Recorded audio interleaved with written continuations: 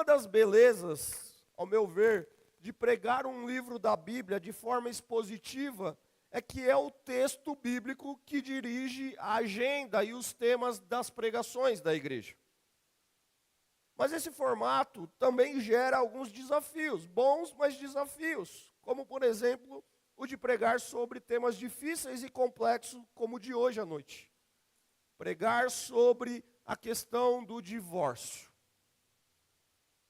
Mas eu quero aproveitar a temática e expandir um pouco mais esse assunto, esse tema, e refletir com os irmãos sobre casamento, divórcio e novo casamento. Como que nós lidamos com isso? E para isso eu convido você a abrir sua Bíblia em Marcos, capítulo 10, a partir do verso 1.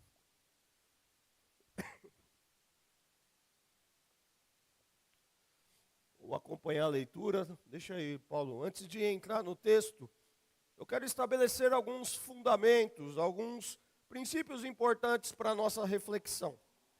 O primeiro deles é que esse tema de divórcio e novo casamento é um tema no meio da igreja, no meio teológico, que não existe uma concordância sobre ele.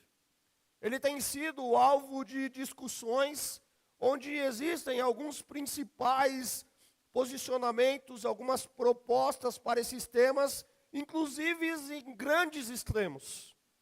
Desde aquelas mais consideradas fundamentalistas, conservadoras, até aquelas mais secularizadas, ou até mesmo aquela mais liberal, onde vale qualquer coisa. Eu já falei sobre isso, esse é o segundo fundamento que eu quero estabelecer aqui. Eu já falei sobre isso de forma mais objetiva aqui na igreja no mês da família do ano passado, cujo tema foi Família, Projeto de Deus, uma aliança para a vida toda. Está lá no YouTube, você pode consultar lá.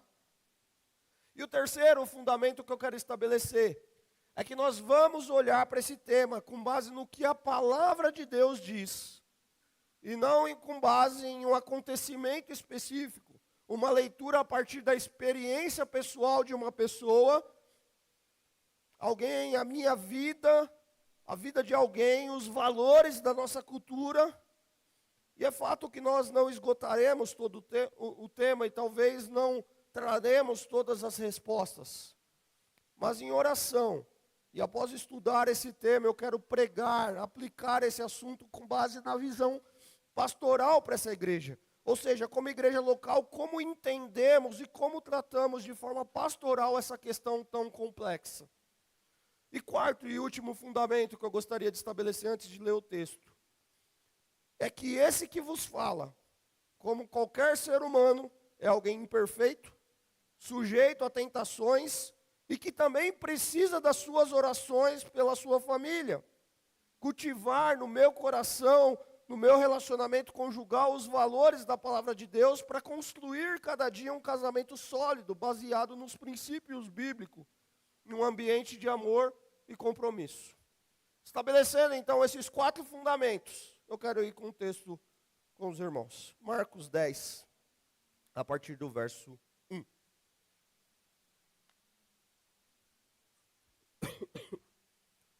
Então, Jesus saiu dali e foi para a região da Judéia e para o outro lado do Jordão.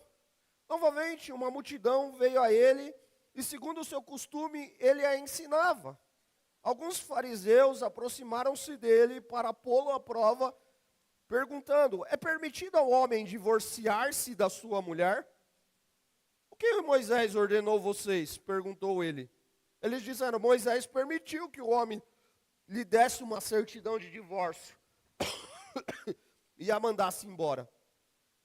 Respondeu Jesus, verso 5. Moisés escreveu essa lei por causa da dureza de coração de vocês. Mas no princípio da criação de Deus, os fez homem e mulher. E por essa razão, o homem deixará pai e mãe e se unirá à sua mulher. E os dois se tornarão uma só carne. Assim, eles já não são dois, mas sim uma só carne. Portanto, o que Deus uniu, ninguém o separe. Quando estava em casa novamente, os discípulos interrogaram Jesus sobre o mesmo assunto. Ele respondeu: todo aquele que se divorciar da sua mulher e se casar com outra mulher estará cometendo adultério contra ela. E se ela se divorciar de seu marido e se casar com outro homem, estará cometendo o adultério. Alguns traziam crianças a Jesus, para que ele tocasse nelas. Mas os discípulos os repreendiam. Quando Jesus viu isso, ficou indignado e lhes disse: deixem vir as minhas crianças, não as impeçam, pois o reino de Deus pertence ao que são semelhantes a elas. Digo a verdade, que quem não receber o reino de Deus como uma criança, nunca entrará nele. Em seguida, tomou as crianças nos braços, impôs-lhe as mãos e as abençoou. Vamos orar? Pai, obrigado por esse tempo, por essa noite, por esse texto diante de nós, que o Teu Espírito Santo fale aos nossos corações. Nos dê clareza, nos dê entendimento do Senhor nessa noite. Essa é a nossa oração, em nome de Jesus. Amém. Eu imagino que quando duas pessoas decidem se unir em casamento, é para ficarem juntas. Na alegria, na tristeza, na riqueza, na pobreza, na saúde, na doença, até que a morte os separe. Normalmente são essas as palavras repetidas diante de um líder religioso. E com isso, o casal constrói a ideia do viverão felizes para sempre. Mas logo a experiência do dia a dia vai nos evidenciar e vai mostrar que não é felizes para sempre.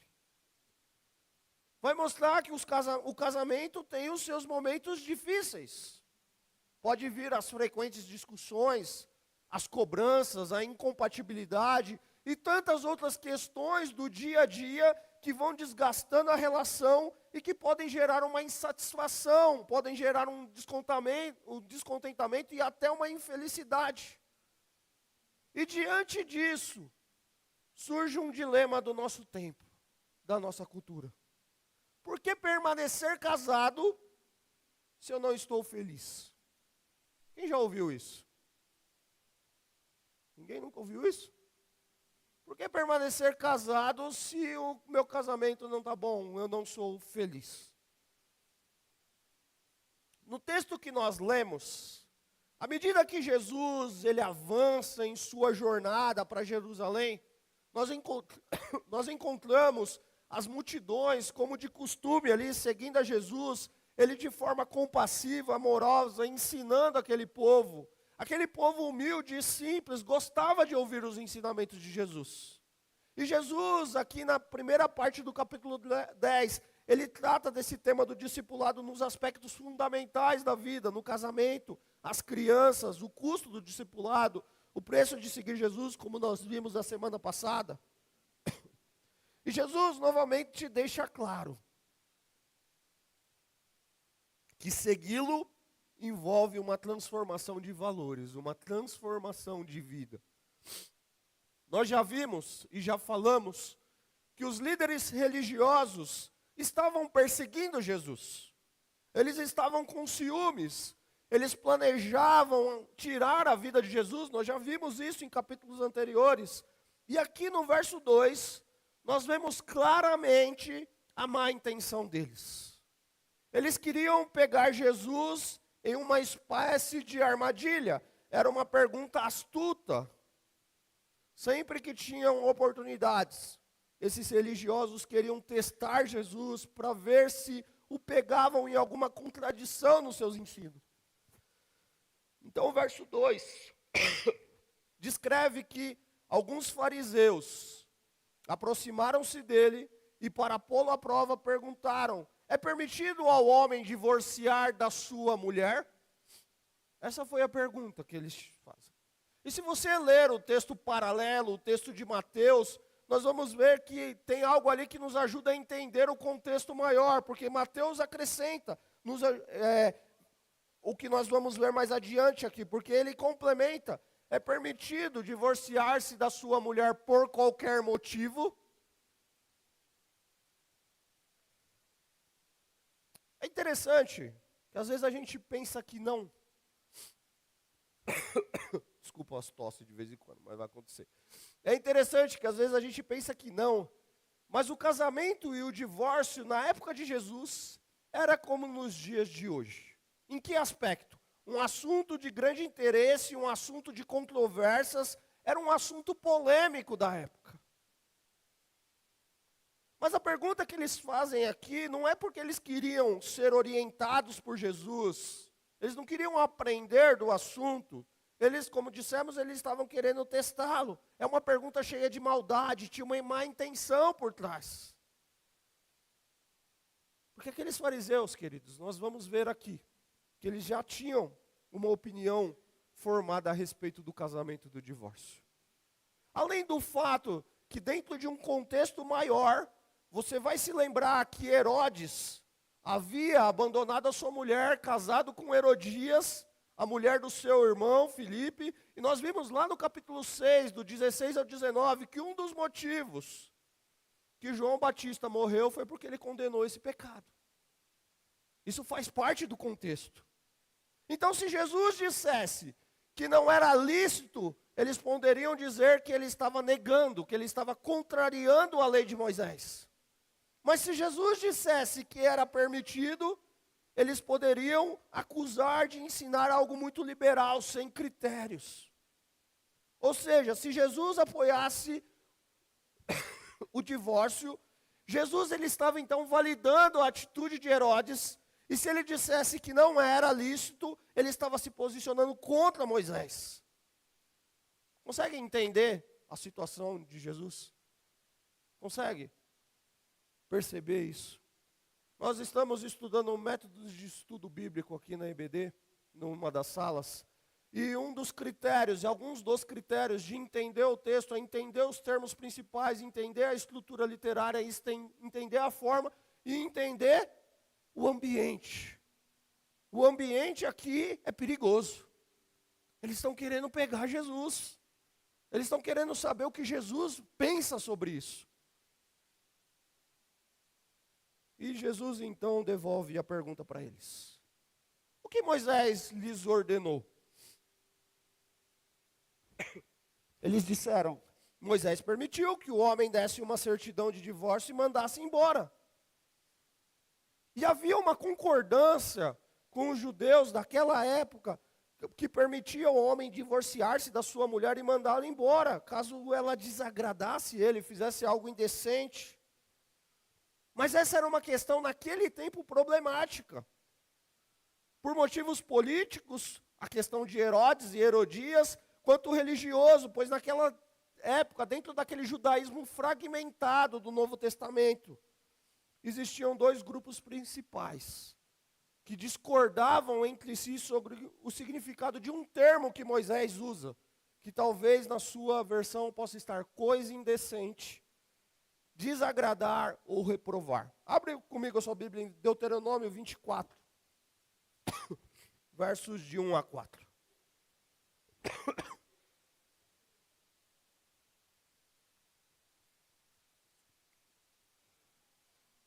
Se um homem casar-se com uma mulher e depois não a quiser mais por encontrar nela algo que ele reprova, dará certidão de divórcio à mulher e a mandará embora. Se depois de sair da casa ela se tornar mulher de outro homem e o seu segundo marido não gostar mais dela, lhe dará certidão de divórcio e mandará embora a mulher. Ou também, se ele morrer, o primeiro marido que se divorciou dela não poderá casar-se com ela de novo, visto que ela foi contaminada. Seria detestável para o Senhor, Não tragam pecado sobre a terra que o Senhor, o seu Deus, lhe dará por herança. O que a lei dizia, queridos? A lei dizia que se um homem casado, ele se desagradasse da sua mulher, por achar alguma coisa indecente nela, algo que ele reprova, e dela se divorciasse, ele poderia dar para ela uma carta de divórcio, o homem. Mas a grande questão para nós aqui, é o que era essa coisa indecente? O que era algo que ele reprova? Eles concordavam, repito, que o divórcio era permissível. Mas o que é esse qualquer motivo? O que é esse algo que ele reprova? O que significa encontrar nela algo que ele reprova? Existem duas escolas de pensamento na época de Jesus, desses líderes religiosos, uma escola mais conservadora. E essa escola, a escola de, não vou saber pronunciar aqui, mas se escreve Shammai.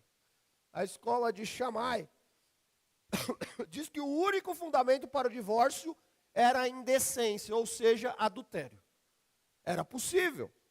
Mas a escola mais liberal, a escola de Hillel aqui, argumentava que o divórcio poderia ser concedido por qualquer motivo, ou seja, por muitas causas a lei do adultério. Os fariseus, eles consideravam o casamento uma questão legal, um acordo contratual descartável e não espiritual. É como se Moisés, eles discutissem sobre as interpretações que eles colocaram sobre a lei e um dissesse assim, o que permite? Adultério, infidelidade. E o outro, qualquer coisa. Pôs a roupa que você não gosta. Não trocou a roupa, o que você faz? Você não, eles entendiam assim. Manda embora. Dei um exemplo hoje de manhã, né? Faz um feijão que você não gostou, o que você faz? Troca de mulher. Como que eu vou ficar casado com uma mulher que não faz o feijão que eu não gosto? Percebe? Era esse o ambiente. Algumas eram umas coisas muito cotidianas e outra era uma coisa muito mais séria. Mas Jesus, e aqui eu quero começar a costurar o nosso assunto, porque Jesus ele muda o tom da pergunta deles. Esse tom de que alguém possa sair de um casamento, ele muda para a ênfase de permanecer no casamento. Jesus, ele expressa a vontade de Deus para o casamento. Ele não argumenta com ele sobre as possíveis exceções. A pergunta deles, o que é permitido? E a resposta de Jesus é, qual é o padrão de Deus? O que é intencionado por Deus? Conseguem perceber isso? Eles querem saber o que Moisés pergunta, e Jesus responde com a intenção de Deus. E respondeu Jesus, versos de 5 a 9. Moisés escreveu essa lei por causa da dureza de coração de vocês. Mas lá no princípio da criação de Deus, os fez homem e mulher. Por essa razão, o homem deixará pai e mãe e se unirá à sua mulher, e os dois se tornarão uma só carne. Assim eles já não são mais dois, mas sim uma só carne. Portanto, o que Deus uniu, ninguém o separe. A permissão de Moisés não era a vontade, vamos dizer assim, original de Deus, embora ele falou isso através da revelação de Deus, mas ela foi uma concessão devido à pecaminosidade humana e à dureza do coração. Para Jesus, essa conduta se deve, na realidade, à rebelião contra a vontade de Deus, porque o coração de vocês, povo que está me ouvindo, Jesus falando, é duro. Deus permitiu, Moisés permitiu. Eles entendiam a lei de Moisés como um mandamento, enquanto Jesus considerou uma permissão, uma tolerância. Jesus, ele volta para a história da criação. Jesus, ele volta para o plano divino. Jesus, ele volta para Gênesis. Lá em Gênesis 2, 24 está escrito isso. Por essa razão, o homem deixará pai e mãe e se unirá à sua mulher, e eles se tornarão uma só carne. Com isso nós entendemos, queridos, que o divórcio não estava no plano original de Deus. Não fazia parte. O casamento agrada a Deus, o divórcio não. Deus ama o casamento, mas Malaquias vai dizer que Deus odeia o divórcio. Deus permite o divórcio, mas Deus jamais ordena o divórcio. Ele jamais foi o ideal de Deus para a família. Queridos, a gente precisa começar a costurar aqui, porque a aliança, o compromisso matrimonial, não é algo apenas emocional, não é algo apenas romântico, é um compromisso de vida. De vida que leva duas pessoas a se amarem profundamente e viverem um casamento segundo Deus. O casamento não é algo descartável. Uma união que você entra e sai de acordo com as suas necessidades para ser feliz. E se não se adequa mais àquilo que você, nesse momento de vida, entende como felicidade, você pula fora.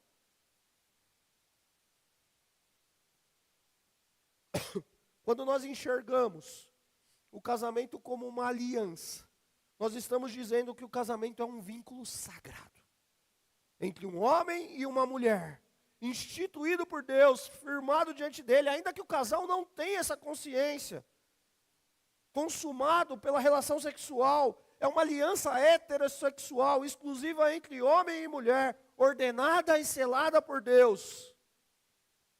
Queridos, o casamento não é ideia de Moisés.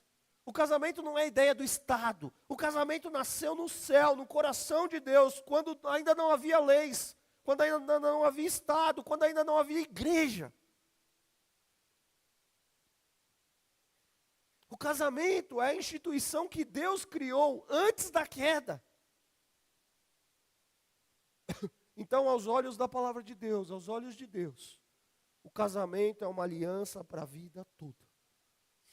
E aí quem já viveu isso, sabe que uma separação causa feridas, traumas, muitas vezes tem as vítimas, os filhos.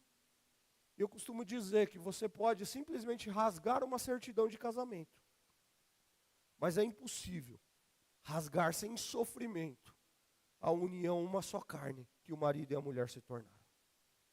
Por isso a minha primeira palavra para você nessa noite, querido, não desista do seu casamento. Não desista da sua família. É difícil, pastor, nós vamos conversar sobre algumas dificuldades aqui. Mas não desista do casamento. Não desista da sua família. Não deixe a sua agenda consumir você a tal ponto que aquilo que você faz se torne mais importante que a sua família. Mas ela pega no meu pé, pastor. E você, faz o que irrita ela? Percebe? Se nós abríssemos aqui um momento, homens de um lado, mulheres de outro. As mulheres fariam reclamações sobre os homens, certo? Confirma aí, irmã.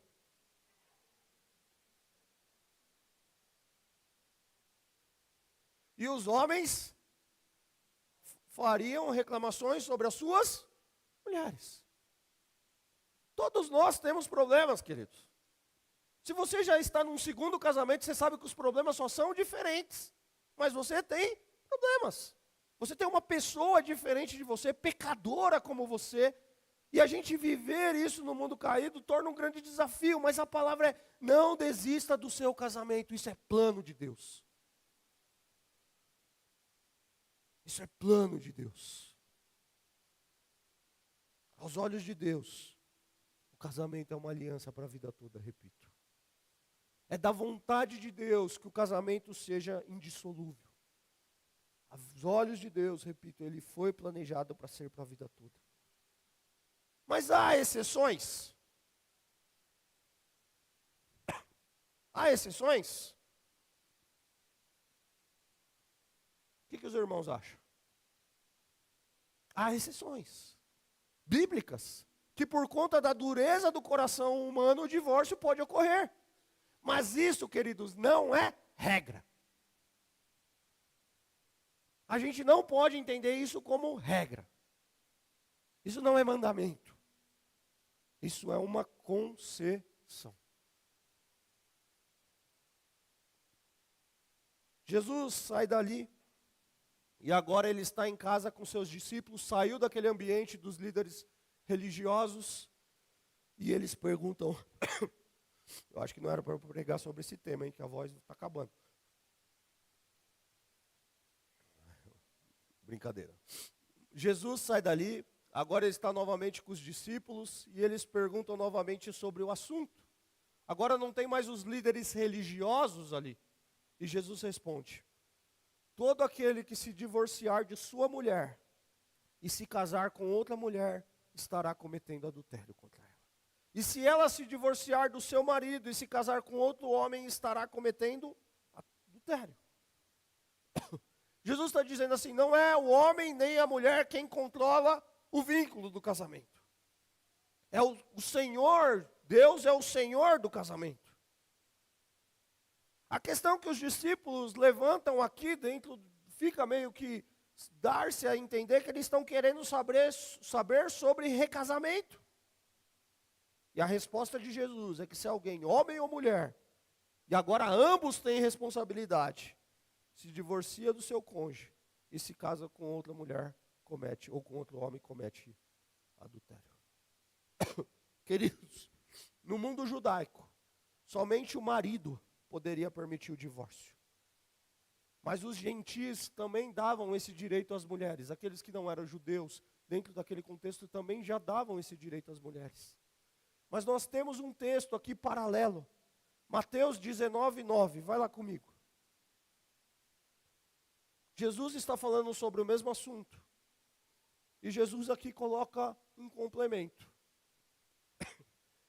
Eu lhes digo que todo aquele que se divorciar de sua mulher, exceto por imoralidade sexual, e se casar com outra mulher, estará cometendo adultério. Qual é o exceto? Imoralidade sexual. Como está na sua Bíblia aí? Talvez está adultério, não está? Porque aqui é uma discussão. Porque Jesus, ele vai mais profundo. Jesus usa uma expressão aqui, porneia. E porneia é imoralidade sexual. Imoralidade sexual é qualquer tipo de imoralidade sexual. Então, uma imoralidade sexual de um marido e mulher fora do ambiente do casamento coloca o casamento em risco. Essa é a régua de Jesus. Jesus fala, se você olhar em outro contexto, se você olhar com má intenção, você já pecou. Jesus estabelece um princípio aqui muito mais profundo. Mateus 5:32. Mas eu lhe digo que todo aquele que se divorciar de sua mulher, exceto por imoralidade sexual, faz com que ela se torne adúltera. E quem se casar com a mulher divorciada estará cometendo adultério. Na lei do casamento judaico era válido o divórcio só era válido. Ou melhor, o novo casamento só era válido se os fundamentos do divórcio fossem válidos. Podia casar? Podia naquele contexto. Mas se o divórcio estava bem fundamentado. Se o divórcio fosse inválido, então o indivíduo continuava casada e o segundo casamento era adultério. E você vai se lembrar que uma mulher separada, dentro daquele contexto, ou abandonada, não tinha sequer como sobreviver, porque a sua sobrevivência se dava por meio do casamento. Então, diante dessas situações, Moisés queria que diante do inevitável, que a mulher pudesse ficar liberada para um novo casamento. O contexto nos indica que os discípulos tinham uma visão bastante liberal sobre a questão do divórcio. Pois quando Jesus ele falou, exceto sobre a infidelidade conjugal ou o relacionamento sexual ilícito, como a única cláusula de exceção para o divórcio, olha o que diz Mateus 19:10. Disseram-lhe os discípulos, se essa é a condição do homem relativamente à sua mulher, não convém casar. Jesus chamou a atenção deles, e eles falaram, então é melhor não casar. Daí Jesus vai complementar, não é para todo mundo que não vai casar, porque na vida não é assim. Mas é melhor não casar. Agora aqui, você poderia estar com uma questão na sua mente. Por que Lucas e Marcos, Lucas também no texto paralelo aqui, eles omitem essa cláusula colocada por Mateus? Há várias teorias, uma delas é sobre o público do livro. Mas essa omissão não muda o conteúdo do ensino de Jesus sobre o assunto. A base de Jesus, a ênfase de Jesus, é que divórcio e novo casamento sem base bíblica constituem adultério. Marcos, ele enfatiza a vontade de Deus para que o divórcio nunca ocorra, enquanto Mateus mostra o aspecto permissivo refletido em Deuteronômio, de que a imoralidade pode romper, colocar em risco os laços conjugais e permite o divórcio. E aqui a gente precisa ir mais fundo, queridos. Porque a gente acha que a infidelidade conjugal é consumar um ato sexual com uma pessoa fora do casamento, mas a infidelidade, querido, começa no WhatsApp, com desejos. A infidelidade começa num direct. A infidelidade começa num message. Quando você está trocando conversas que você não deveria trocar. É ali que começa a infidelidade. É ali que precisa começar o arrependimento. E é ali que coloca em risco a aliança. Porque às vezes a gente é muito crente. E a gente fala assim, não, pastor, nunca traí a minha mulher. Mas e as piadinhas sem graça? E os duplos sentidos? E as brincadeiras que correspondem, coisas que não deveriam existir fora do ambiente de marido e mulher, num relacionamento profissional ou de escola? Jesus está indo na questão. Jesus está indo, cuidado. Se Jesus estivesse naquela época, eu penso eu, não o Senhor, que ele não mandaria, ele falaria direto, mas ele falaria, cuidado com o WhatsApp. Cuidado com aquelas conversas que você exclui. Cuidado. Porque isso é um passo para concretizar uma infidelidade conjugal. Isso coloca em risco o casamento. Isso coloca em risco a aliança. E isso vale para nós, homens. Isso vale para vocês, mulheres. Cuidado. Podemos conversar, podemos ter amizade sim, mas cuidado. Precisa de ajuda, busca um conselheiro. Busca o pastor da sua igreja. Se você está nos visitando aqui, você daqui, busca o seu pastor. Busque ajuda. Então, de acordo com as Escrituras, existem situações absolutamente extremas e totalmente fora da vontade de Deus, em que o divórcio é admissível. Como, por exemplo, essa que acabamos de mencionar. Mas é interessante, porque ele é permissível, ele não é obrigatório. Pode haver perdão e pode haver reconciliação? Sim, é difícil, mas pode haver. E algumas traduções, como eu disse, já não colocam mais adultério, mas sim imoralidade sexual, a porneia. Ou seja, todo comportamento relacionado à área sexual que viola o conceito de uma só carne no casamento. Pornografia. E tantas outras coisas. Que hoje está aqui, ó, na mão de cada um. Não é mais aquela sessão para maiores de 18 anos atrás de uma cortininha de uma locadora ou escondidinha no cantinho da banca de jornal. Hoje está aqui. E aí a gente precisa tomar cuidado. Parece-nos então que Jesus admite o divórcio, seguido ou não de um casamento, para a vítima da porneia. O novo casamento parece ser uma possibilidade legítima. Repito, não há uma concordância sobre isso, mas penso que, em concordância, estudando o tema já há algum tempo, penso que o novo casamento para a vítima parece ser uma possibilidade legítima.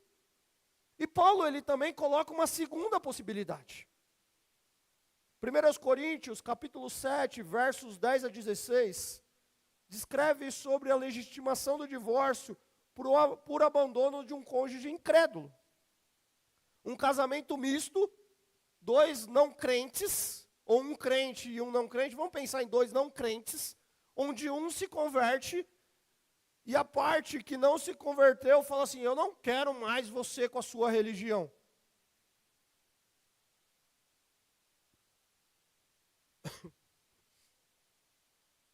E isso não é por parte do crente, é o incrédulo. Então, para aqueles que se divorciarem além da infidelidade, pelo abandono, aqui, nos parece mais uma vez que o divórcio é legítimo. E o novo casamento também pode ser, mas isso não é um imperativo, a pessoa tem a escolha de ficar só. Então, queridos, contra a nossa cultura, a Bíblia diz que somente a infidelidade conjugal e o abandono podem legitimar o divórcio e cancelar o pacto, a aliança conjugal. Infidelidade e abandono. só tem essas duas cláusulas. Quando o cônjuge é culpado de imoralidade sexual e não quer se arrepender e viver fielmente no matrimônio, e quando um dos cônjuges é incrédulo e decide abandonar o companheiro crente, ou a companheira crente por sua própria vontade permanente. Mas ainda assim ficam algumas dúvidas para nós. Concordam comigo? E o divórcio de duas pessoas incrédulas? E o divórcio de duas pessoas que ainda não nasceram de novo? É uma situação pecaminosa, que viola o ideal divino. Mas um indivíduo, à luz do contexto maior das Escrituras, um indivíduo que foi casado e se divorciou antes da sua conversão, ele está livre para se casar depois de se tornar cristão, pois Deus em Cristo perdoou os seus pecados. Ele tinha um outro entendimento e Deus agora o perdoou. Deus odeia o divórcio, proíbe o adultério, mas esses pecados, queridos, não são imperdoáveis. Qual é o único pecado na Bíblia imperdoável? Nós já estudamos aqui em Marcos. Blasfêmia contra o Espírito Santo. E blasfêmia contra o Espírito Santo é atribuir a Satanás a obra do Espírito. Não foi isso que nós vimos aqui? Esse é o único pecado que não tem perdão. Assim como existem perdão para os pecados gerais, então quem se divorcia também pode obter perdão. Não é um pecado imperdoável. Até porque todos nós somos pecadores.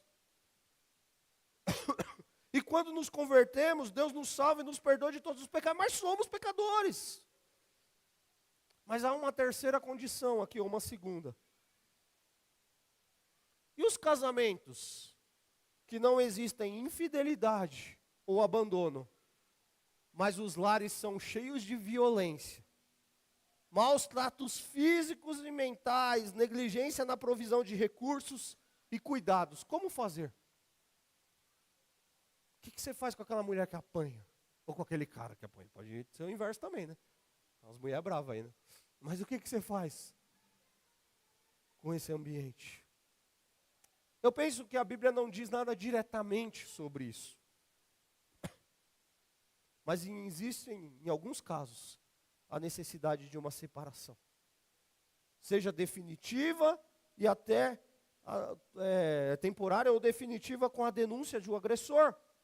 Porque o tempo não vai me permitir, mas isso viola diversos princípios bíblicos. Da provisão, do cuidado, de entender o papel do homem e da mulher. Isso viola diversos princípios bíblicos.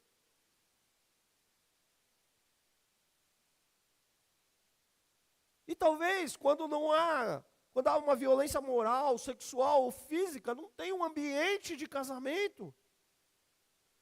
Porque o casamento não pode ser uma ameaça à vida do outro. O casamento não pode pôr em risco a integridade física e emocional do outro. Como está comum hoje os casos de homens e mulheres se matarem, né? Ou um ou outro, por conta de um ciúme doentio de não perder o outro. E muitas vezes vítima de uma agressão que começa no lar, de uma violência que começa no lar. Crianças que crescem nesse ambiente. Então, isso fere princípios bíblicos. E se fere princípios bíblicos, a gente precisa tratar. Você precisa de ajuda. Você precisa conversar com alguém. Mas eu tenho que orar por ele. Tem. Ou por ela. Eu tenho que jejuar por ele, por ela. Tem. Mas se ele ou ela te bate, vou usar os dois aqui, mas normalmente é o homem, né? Se ele te bate, deixa o miserável em algum lugar, cuidando do coração dele, e continua orando por ele, mas não vive junto enquanto ele está te batendo. Porque isso fere princípios bíblicos. Lembra que eu comecei fundamentando, mas a minha experiência foi diferente, não importa. Deus é soberano, na soberania bíblica, Deus pega uma estrangeira, que o marido de uma mulher do templo lá de Israel, lá em Belém, foge do castigo de Deus, vai para uma outra cidade, casa ali, morre ali.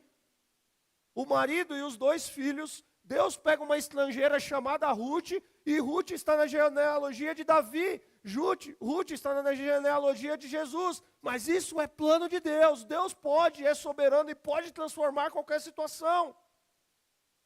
Eu creio nisso. Mas Ele revela a sua vontade para nós. O texto termina com os versos 13 a 16, com os discípulos repreendendo aqueles que traziam as suas crianças. Repreendendo as crianças, aqueles que traziam as crianças para que Jesus tocasse nelas. E Jesus as pega nos colos, no braço, e as abençoava. E Jesus diz aos discípulos que os adultos têm que se tornar como crianças para entrar no reino de Deus. Jesus não está falando, seja um bando de infantil, mas volta para a simplicidade de uma criança. A simplicidade da fé de uma criança em Cristo. Você nunca diria que você não ama a Deus, já diria? Você já disse? Pode ser que disse, mas você adulto, consciente, normalmente não diz. Mas a criança, numa simplicidade da inocência dela, ela diz isso, sem entender. Como ela diz coisas tão lindas. E aí a gente precisa, Jesus olha e fala assim, não impeça, olha para a simplicidade delas. Olha para a fé delas. Que muitas vezes com um coração dolorido, e aqui eu estou estendendo, não é o que o texto diz, eu estou aplicando. Muitas vezes um coração dolorido, muitas vezes com um coração vendo a sua casa na agressão, chama aquele camarada de pai, pela simplicidade da criança. Consegue perceber? E Jesus olha e fala, não impede. Sejam como essa criança, tenham um coração puro. Eu quero caminhar para a conclusão, porque o divórcio, queridos, ele traz marcas profundas em um coração. Então, para evitar o divórcio, você precisa fazer um autoexame. Você precisa buscar aconselhamento. Você precisa buscar a reconciliação, a orientação do nosso Deus através da sua palavra, da oração. Construir um casamento feliz e duradouro não é uma tarefa fácil. Tem um irmão da nossa igreja que tem 60 e poucos anos de casado. Nós fomos fazer uma visita para eles recente. E que lindo ver o trato deles, um bravo, o outro. Ele é muito bravo, mas eu amo, ele é lindo. 60 e poucos anos de casado, chamando o velhinho de lindo, queridos. Eu acho que daí não chama eu de lindo nem hoje, porque eu não estou tão lindo assim, mas estou brincando. 60 e poucos anos de casado, chamando o velhinho dela de lindo. Eu amo esse velho. E olha para nós e fala assim, não é bonitinho? Aí eu brinquei, bonitinho é um feio bem arrumado. Mas a simplicidade, queridos, da gente olhar para isso e falar, se a minha família foi desestruturada, eu preciso ter um parâmetro de gente que ama a Deus e persevera no casamento. Se você é jovem e está buscando um cônjuge, biblicamente tem que ser monogâmico, heterossexual, homem e mulher, precisa ter fidelidade. Então, querido, ou querida, busque um homem ou uma mulher do Senhor. Não é porque está na igreja que é do Senhor. Desculpa. Analise como é a família dele, como ele trata os pais, como ele trata as mães, como ele é no ambiente dele.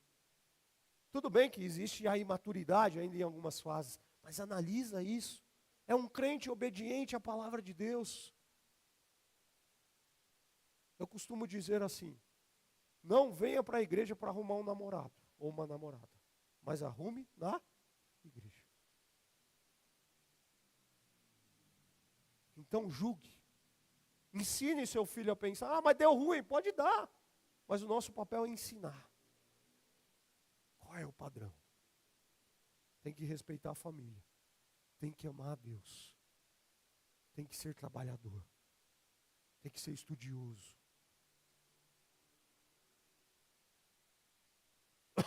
Se você é casado, busque viver um casamento em obediência à palavra de Deus. Você não casou, querido, por sua realização pessoal, porque você nunca vai ser feliz se você casou com esse em mente. E se você está em dificuldade, lute pelo seu casamento. Deus tem poder para reconstruir relacionamentos rompidos. Recomece. Recupere aquilo que você perdeu, o distanciamento do outro, a falta de comunicação, o carinho, o romantismo, a atração pessoal e sexual.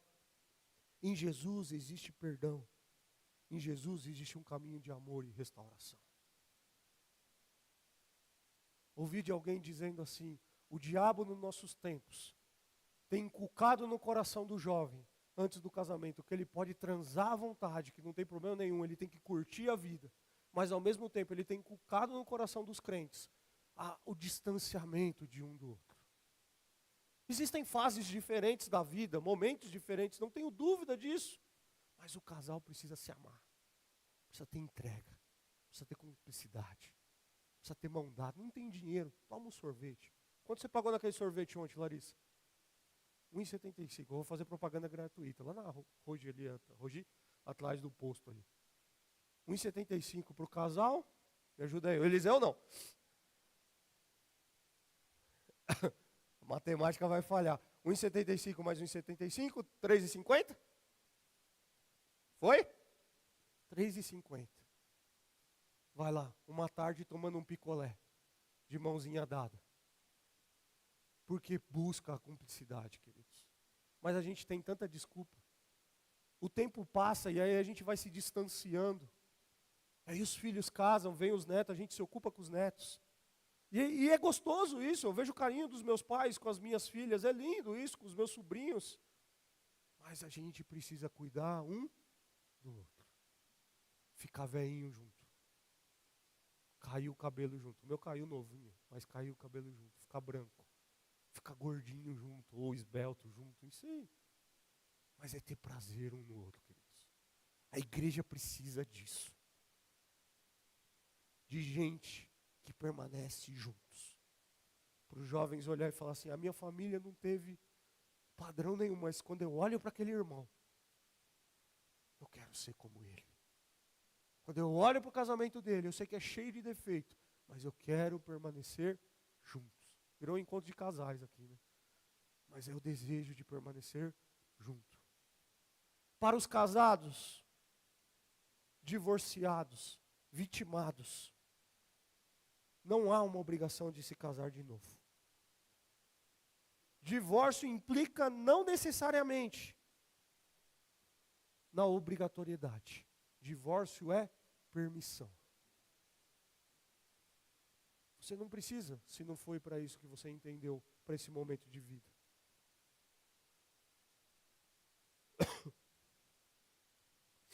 Mas isso é para o cônjuge que foi vítima de porneia, de abandono ou violência. Queridos, isso é pesado. Se você já está na caminhada da vida cristã e se divorciou, se o divórcio teve como causa a infidelidade, o abandono ou a violência por parte do outro, não fique se culpando. Submeta-se à palavra de Deus para a sua vida. Lógico que a treta do relacionamento tem culpa dos dois, mas se ele decidiu, se ela decidiu, não fique se culpando. Permita que Deus restaure o seu coração. Permita que Deus trabalhe na sua vida. Quantas mulheres lutaram até o último momento sabendo coisas absurdas que o cara fez e mesmo assim o cara não quer. Conheço realidades de fora daqui que aconteceram isso. Então não se culpe. Que aqui é um exercício para nós, igreja, queridos. Nós precisamos aprender a amar essas pessoas. Nós precisamos aprender a acolher essas pessoas. Eu, como pastor, preciso aprender a abraçar mais essas pessoas. Não é, tá vendo lá o que aconteceu? Tá vendo? Não, ame. Abrace, esteja perto. Porque essa pessoa está machucada no começo. E se você é crente e provocou a separação, você não levou em conta a palavra de Deus. E aí esse é o papel do pregador, de acordo com a palavra. Você pecou e precisa se arrepender. Se você caminhou na direção oposta àquilo que Deus ensina, você pecou e precisa se arrepender. E peça perdão a Deus, que lhe perdoará se o seu pedido for sincero. E inclua a disposição de não pecar mais. Que aqui é pesado, queridos. Biblicamente, eu creio que Deus restaura histórias e pode fazer o que Ele quiser. Mas se você foi provocador do divórcio e não voltou a se casar, biblicamente você não está autorizado a fazê-lo. Se você é o provocador, você causou o divórcio, distante daquilo que Deus ensinou, e ainda não se casou, porque se casou, Deus é perfeito, Ele restaura, biblicamente, não temos a permissão de fazer um novo casamento. Eu entendo, e aí eu repito, nem todo mundo entende assim. A permissão é para a vítima, não para a parte causadora. Quem causou precisa se arrepender, precisa chorar aos pés de Jesus. E aí tem as particularidades que Deus trata em cada um, que não é a regra, mas é o trabalho dele. Mas a permissão bíblica é: você pecou, você precisa se arrepender, você precisa nascer de novo.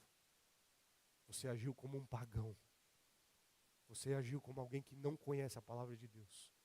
Ah, mas casei lá atrás, fui imaturo. Você agiu como um pagão, porque não é isso que Deus ensina.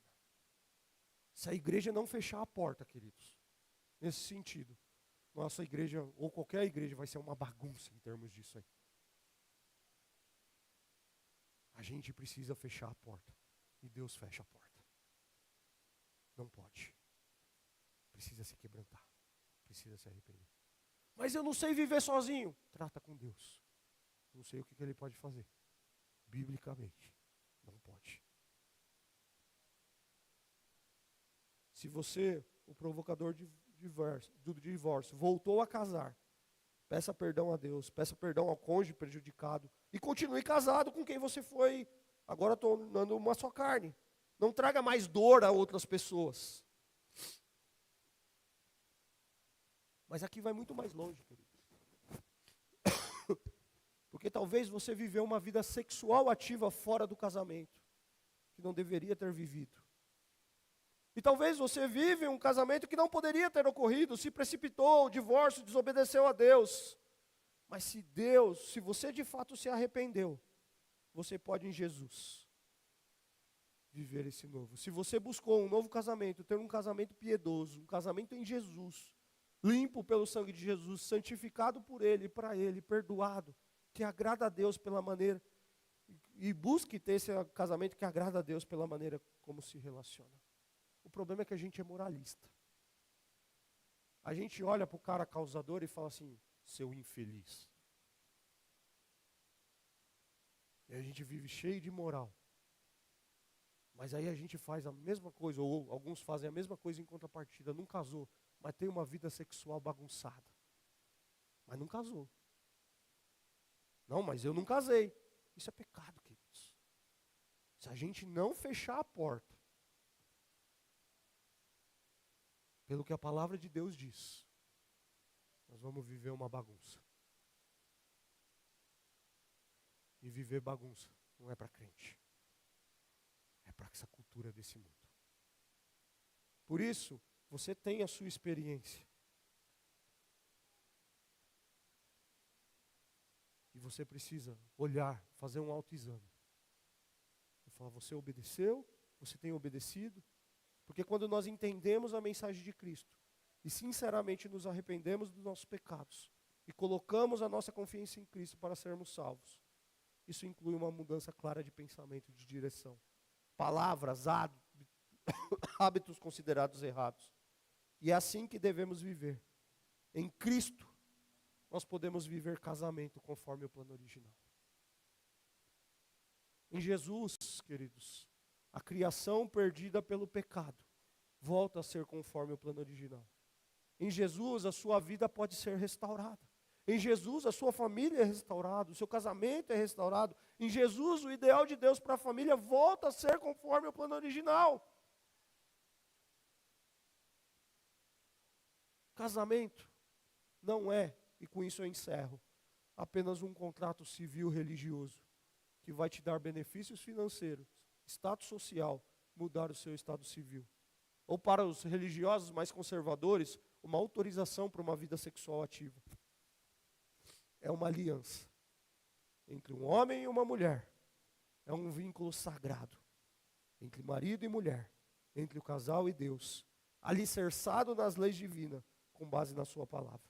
E que com a graça de Deus, podem receber as suas heranças, os filhos, como presente de Deus. Como está seu casamento, querido? Como está seu relacionamento? Quais são os seus planos para construir uma família? O que você pensa sobre isso? Quais são os valores que você considera? O bonitinho da internet? Ou um crente? Que talvez não é nem tão bonitinho assim, mas é crente. Quais são os valores que você conserva? Estar na igreja não significa ser crente. Estar na igreja não significa que nasceu de novo. Por isso, para os nossos líderes de jovens, cuidado com quem rodeia a nossa juventude. Estava falando com isso ontem com o Jonas. A gente precisa ficar de olho. Ficar de olho. E você, pai, você, mãe, ensina o seu filho, a sua filha a amar a Deus. Pode dar ruim lá na frente? Pode, mas faz sua parte. Ensinar seu filho, sua filha a amar a Deus. Pesado isso, né? Quebranta a gente, mexe com a gente. Mas é a palavra de Deus. Mas Deus é soberano. E Deus pode pegar uma prostituta e colocar numa linhagem de um rei. Deus pode pegar uma moabita e colocar na linhagem do rei dos reis. Mas isso nunca foi o plano dele. Mas na sua soberania ele age como ele quer. Então mesmo que você violou o plano de Deus, você não olhou para o princípio, na sua soberania ele pode restaurar.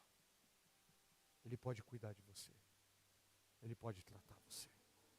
Vamos ficar em pé? Eu quero orar com você.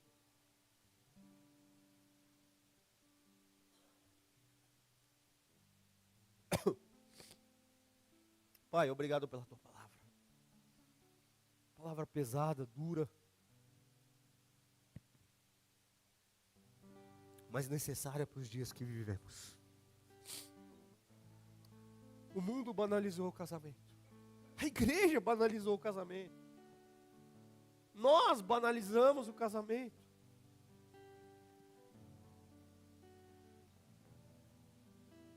E aí o que esperar de uma próxima geração?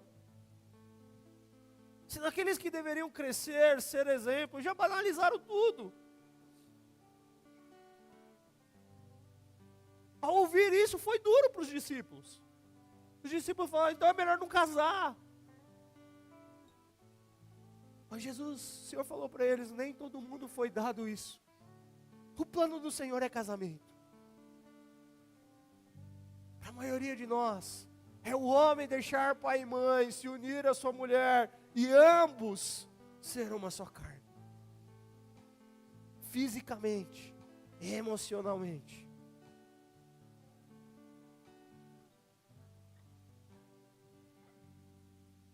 Esse é o plano. Por que então Moisés deu o divórcio? Porque o coração do homem é duro. O coração do homem falha. E Deus, na sua soberania, protege o coração do homem. Mas não é de qualquer jeito. Tem regra, tem princípios. Não é como trocar de roupa. Não é porque eu não gostei do feijão, não gostei do arroz, não gostei do macarrão. Não é porque eu cansei. E como é difícil viver num casamento muitas vezes que isso está acontecendo, pai. O casal já não se entende mais. O distanciamento físico e emocional começa a acontecer. As tentações vêm, batem na porta. Mas o convite do Senhor para nós nessa noite é valorize o que Deus valoriza.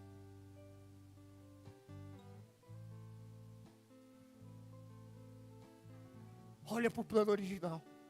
Nem todo mundo vai gostar de você, nem todo mundo vai aplaudir você, nem todo mundo vai ficar nessa igreja, mas olha para o plano de Deus.